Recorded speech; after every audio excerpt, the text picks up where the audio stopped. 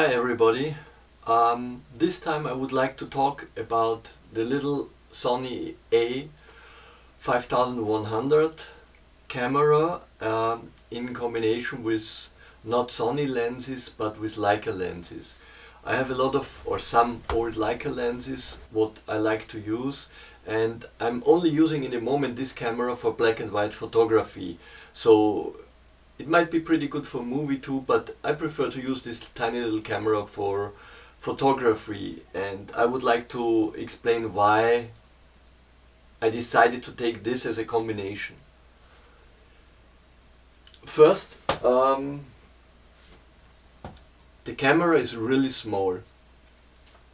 I prefer to have a small camera in my pocket because I figured out important for me to make really good photographs is not to have a big camera, because the big camera is probably mostly too heavy, and so I don't carry the camera anymore with me. After a while maybe I'm enthusiastic enough for the first week or 2 weeks or whatever, but then it's too heavy and it ends up in the car or wherever, and I forget the camera, and then I will be at a special important, I say, oh my god, this picture, where is the camera? Don't have it. This tiny little thing, it's with me nearly all the time. I have a little bag. I put it in this tiny bag. It's around the shoulder, so it has not much weight, and I don't like to use zoom lenses for photography. There is a reason why I don't like zoom lenses. It's so much easier to have a zoom lens. You can focus, you don't need to run forward, backward or whatever. I don't like it because to see the picture I want to take is first in my head. It's not the picture in my head, it's the frame in my head. If I know I use for this camera, for example, a 35mm lens, the A5100 has an APS-C sensor, so I have a crop factor from 1.5, and then the 35mm lens is like a normal lens for full frame camera, like a 50mm, 55mm lens. So I have the frame in my head, and the frame shows me an angle from. I walk through the landscape and I have this frame inside, and suddenly there is a picture. I say, oh, that fits perfect in the frame. I take the camera. I don't have to adjust zooming forward, backward. What is the best part? I take it. Done. Finish. It is okay. Maybe I take 2 or 3 shots and change the shutter speed a little bit to get more or less light. But in general, it's I see the picture. It's clear. Do it. Finish. It's much more easy for me to work with the camera. I'm not a professional photographer, so I make my pictures, my photographs for fun, to enjoy it, and that's a kind of working. I figured out that the Leica lenses, the old class of the Leica lenses, they probably are built for black and white photography. So they are really good. I think they are really pretty good. I tested other lenses, the Sony lenses, the Zeiss lenses, the new one with Sony, the Contax, Zeiss Contax lenses, Nikon, different lenses. But for black and white, nothing much better in my opinion than a Leica lens. It's not so that every Leica lens, if they are too old, then they might be a little bit blurry or not so sharp. Can have a nice character for portraits too, but I try to explain it. The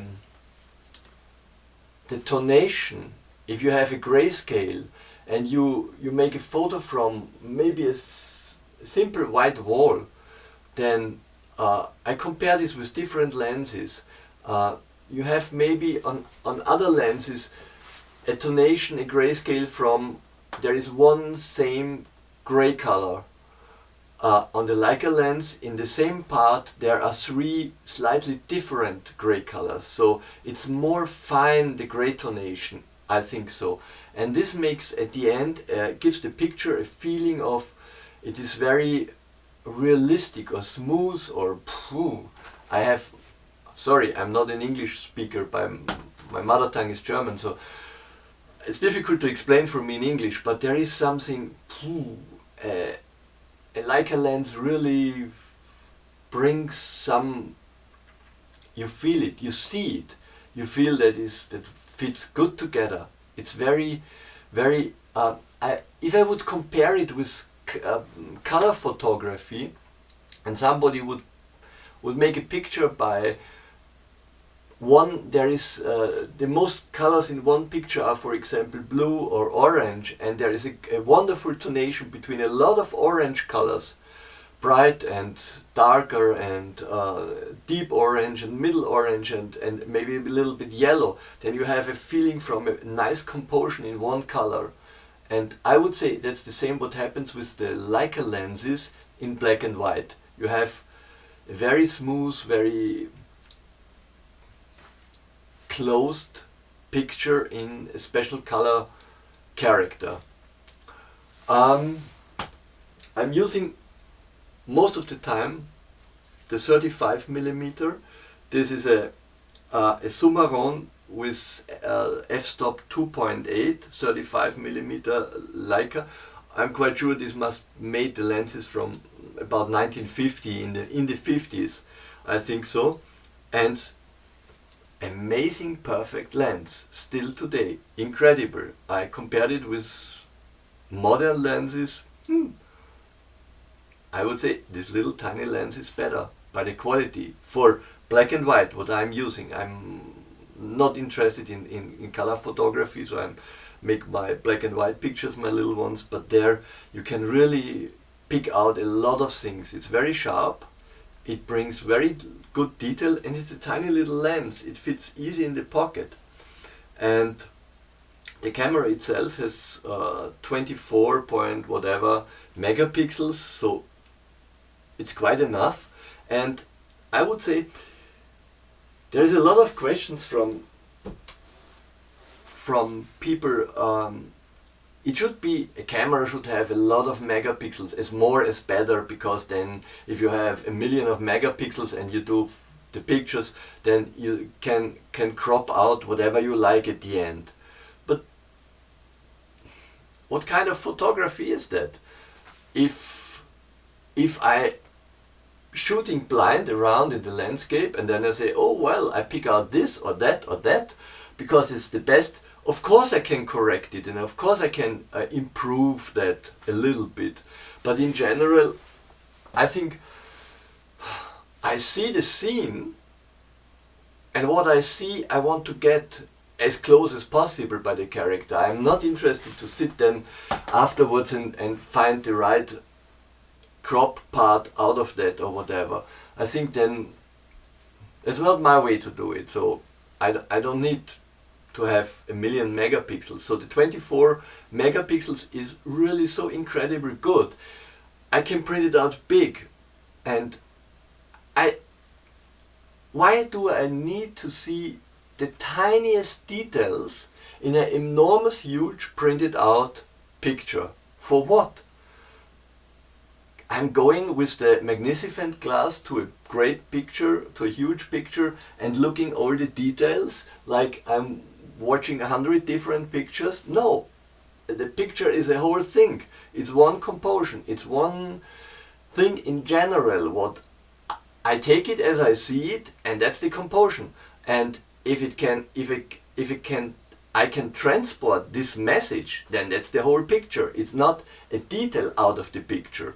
And I have a little bit of feeling the industry does sell us the possibility of going deeper in the micro world. But do we not forget a little bit that there is a whole story? Isn't that one shot, one picture, one? If I go into a gallery by artists, and if I would go, I'm a painter, in general. If I go in my exhibition and watch the paintings, nobody comes there and comes with the magnificent glass. Oh well, the oil color is perfect and there's a structure, I can see it.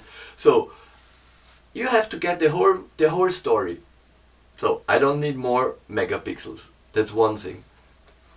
I mostly be out with only one lens. One lens, the 35mm, nothing else. If I know that I be in a very beautiful landscape or somewhere where I expect to have a chance of good pictures, of good photographs, then I have a second lens with me, or sometimes a third. The second lens, in this case, is mostly a little Tailor lens. This is a 90mm, also a Leica M with the f-stop 2.8. It's very brilliant, sharp, beautiful. I have an old version from that too. That's an older version. The difference between the both lenses, it's Elmarit without an M, f2.8. The difference is this is a little bit more soft. It's more, yeah, soft is the right term. It's not so sharp like the modern one. And this is a little bit better for portraits, to have a nice skin or whatever, a different character.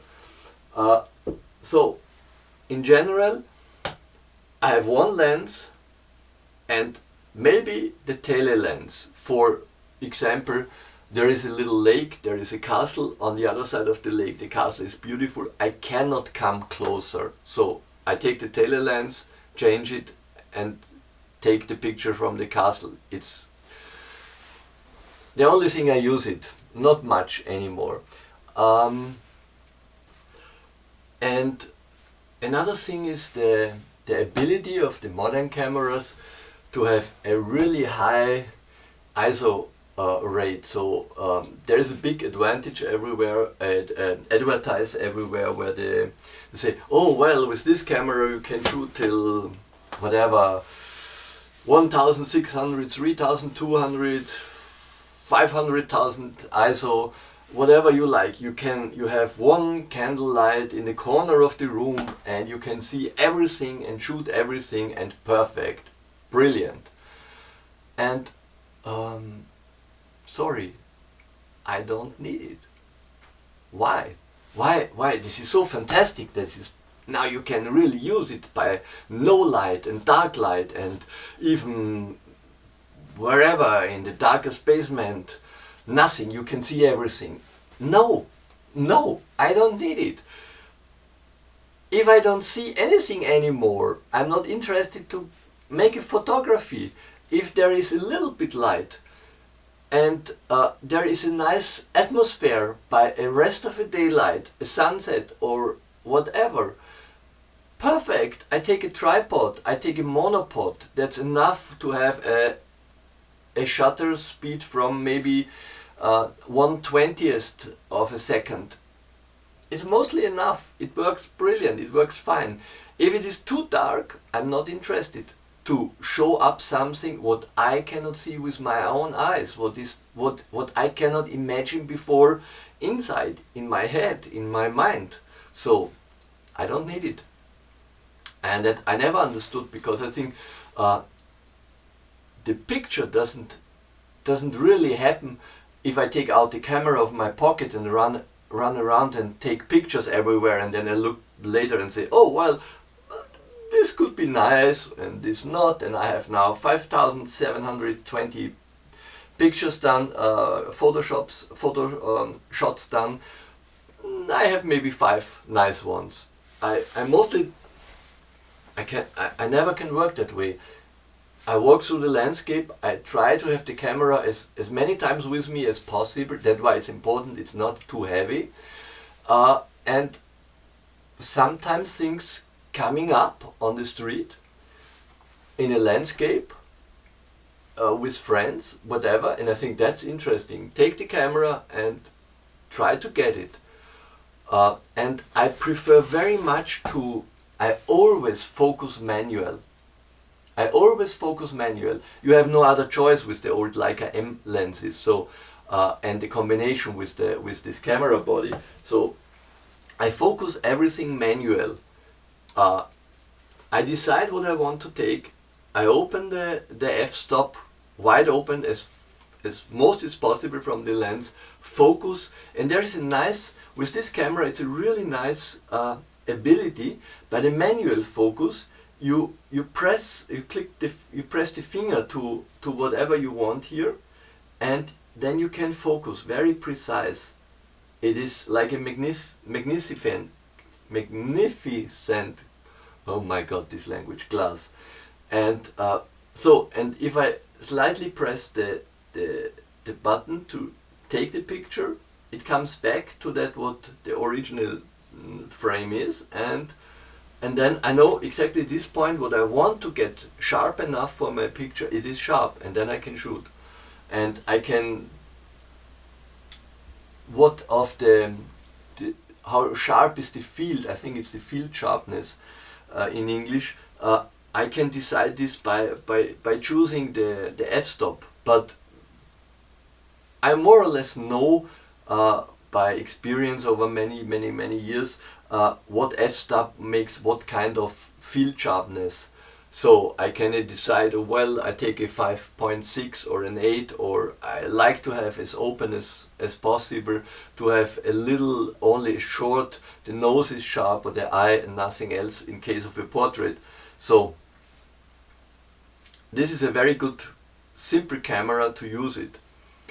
And simple technique, it's not a simple camera, sorry, it's a simple technique what I am using the camera with, and I'm very happy with that, and I think I get always good results on that way. So and I'm not worried that I be too slow, for I have no, here with the Leica lenses I don't have any autofocus, so I have a little bit time. I take the time to make a picture. When I compare this with, for example, the famous photographer Ansel Adams, how long he took to make one single picture, one single photographer. He put out the tripod, he had the old camera, he had to adjust everything, he had one or maybe he had a second film in the backside, he had 2 shots, he had to measure the light, everything. It took him probably, I don't know, when he was fast 10 minutes before he could shoot. So, but he had, I think this is a way to be a little, to calm down. This is a way to be a little bit more quiet. And for me personally, the most important thing is, if I figured out that I focused sharp enough, I have decided what kind of f-stop I'm using, then the last and most important thing for me is the compulsion. So, what is the perfect compulsion for this scene? There is always, you can make 20 shots and shake around, and maybe one did it. But I prefer to shake around 20 times and do only one, because then I'm really safe and sure enough, this it is, I try it out. What is the best compulsion? Why not this way? Why not that? Why? So I take this time. Yeah, I try to take the time, and then I'm quite sure this is the only possibility to have a good balance of the compulsion in this picture. And I say picture because I'm a painter, so I come from another way. No, I'm not coming from the photography way, I'm coming from the way of creating a compulsion in the picture. In a painting, it's easy to do. You paint a little bit more here and more there, and if it is out of the balance, then you adjust it. In the photography, I have only the ability to adjust it by, I have not so much abilities like in the painting. So I have to balance it out much more careful. And that's why this is important for me. So I'm not running around and shoot like a wild horse, or I don't know what term there is in English, a wild donkey, dog, cat. I take the time and compose. This is very helpful, or for me it makes a really satisfied product. And the last thing, I would say the last thing is I take the picture and I'm overwork it in Photoshop, and definitely it's much more better to use the RAW modus in the camera than the JPEG. So if the camera is able to shoot, this camera is able to shoot in RAW, and I like it very much, the quality, so I use RAW. And then I set everything myself. I set the sharpness, that the grain is in a good quality. Everything is manual set. The contrast, the deep or the brightness of the bright or the dark colors, the compulsion you can compose. The raw photograph gives you the colors in the. There was my card was full. Sorry, it was a break. Where did I stop? I stopped by overwork with the second part is the most important part to do the job, is the job in the Photoshop. The post-production, this is very important, and sometimes you're lucky and you get out of the post-production. If you have done a shot what is not really everything perfect, is a little bit too dark or too bright, so you can really, by the raw modus, you can pick out a lot of more quality. You can get really a good result by that. And I have different Leica lenses. This is a 35mm Sumaron f-stop 2.8. This is my mostly used basic lens, really great. I have a 40mm Sumaron with f2. I have this 50mm. This is a Elma, and this is one of these lenses you can set together. You can shrink it. You can, I don't know the term in English. You can. The idea was for the M2 and M3 cameras to put it in the pocket. So the 50mm is a great lens, but be careful. Don't put it together on the camera body. Then I have the both 90mm lenses. This is a little bit an older one, an Elmarit, and this is a Elmarit M. This is a Elmarit M. Both have 2.8 and 90mm. This is a little bit more soft by the character. This is a little bit more sharp. There's the difference between the two lenses. And then there is the 135 f4. It's an Elma 2, and it's an old lens, but it's great. It's really incredibly good, sharp, very balanced, very good in the character, also very beautiful in the colors. You can use this lens for color, movie or photography, same as well as modern lenses. I think that didn't change really something. I would say it's one of the best lenses from till today, and it's not so big. It's the newer Leica lens of the 90mm 135 is a little bit smaller, I think so, but it's not heavy, and it's very well done. Yeah, I'm very thankful that there is the ability nowadays to use so great bodies from the modern technology in combination with the old lenses. The old lenses are great, the modern technology is great. This fits very well together. I think the bodies of Sony are really good for that, and you can really transport everything, every character you want to give to your photography. This is really good. Raw is important, and I think for me it's a kind of joy to work with this old lenses with this old glass, and to have the ability, I come from a time when I had to develop the black and white films in the dark room, and this was a very long process, 36 pictures. You had not been quite sure is there one or two good ones, and it was a long process, and on and on and on. Now we be able to have a fast result. We can overwork it in a character much more better, I think, than ever before with the computer, and it's possible to make really a unique character of pictures what you can transport. I hope I could a little bit bring my fascination to you by this kind of photography, and could